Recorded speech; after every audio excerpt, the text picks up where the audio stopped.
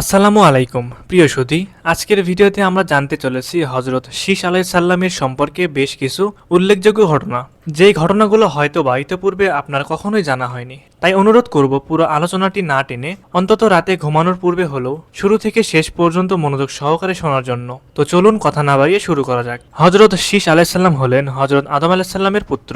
হাবিল এর মৃত্যুর ৫ বছর পরে হজরত শীস আলাইহিস সাল্লামের জন্মগ্রহণ হয়। হজরত শীস আলাইহিস সাল্লামের জন্মের সময় হজরত আদম আলাইহিস সাল্লামের বয়স হয়েছিল ১৩০ বছর। শীস আলাইহিস সাল্লাম অপরূপ সৌন্দর্যের অধিকারী ছিলেন। তাই আদম আলাইহিস সাল্লাম তার সন্তানদের মধ্যে থেকে হজরত শীস আলাইহিস সাল্লামকেই সর্বাধিক ভালোবাসতেন।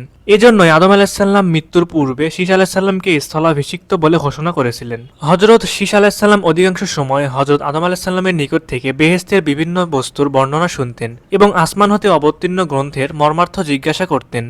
অনেক সময় মানুষের সংস্পর্শ বর্জন করে নির্জন স্থানে গিয়ে জিকির ও ইবাদতে মশগুল থাকতেন। স্বীয় সংশোধনের দিকে দৃষ্টি রাখতেন তিনি। হজরত শীস আলাইহিস সাল্লামের যুগে বনি আদম দুই ভাগে বিভক্ত ছিল। কতক লোক হজরত শীস আলাইহিস সাল্লামের অনুসরণ করত আর কতক লোক হজরত কাবিলের সন্তানাদির অনুসরণ করত।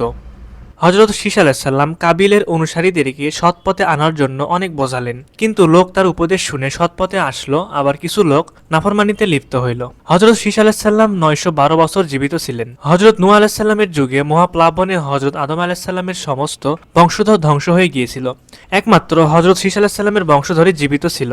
এজন্য পরবর্তী সমস্ত মানুষ তারই বংশধর। সকলের বংশ পরম্পরা হজরত শীস আলাইহিস সাল্লামের মধ্যে মিলিত হয়। প্রিয় দর্শক, এমন আরও নিয়মিত ইসলামিক ভিডিও পেতে দা বগুড়া ইউটিউব চ্যানেলটি সাবস্ক্রাইব করুন। পাশাপাশি আমাদের দা বগুড়া ফেসবুক পেজটি ফলো করুন এবং লাইক কমেন্ট করে আমাদের সাথে থাকবেন। সকলকে জানাই আন্তরিক ধন্যবাদ।